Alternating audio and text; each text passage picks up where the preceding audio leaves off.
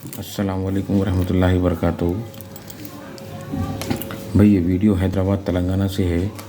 मेरे वालिदा उम्रे को गए थे, जहाँ पे जो है ना शॉपिंग करे, ये मदीने में शॉपिंग करे और जो है ना ये हैदराबाद तेलंगाना को लेके आए मेरे वालिदा उम्रे से।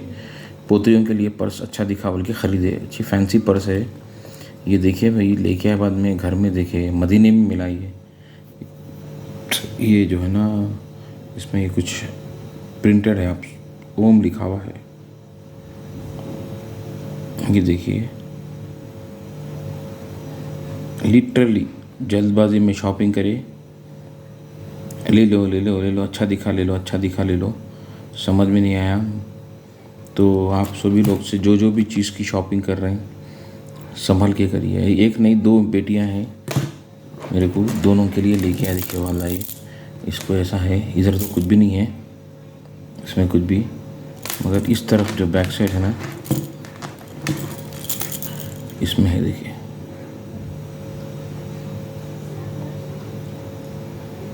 ये देखिए इधर। सो रिक्वेस्ट है आप सभी लोग से, ये ग्रुप में शेयर करें। ये मदीने से करे से शॉपिंग है, ये मदीने में मिला ये। तो आप सभी लोग गए अगर शॉपिंग को तो ध्यान रखिए, शॉपिंग से पहले ये संभाल के ख़रीदना भाई।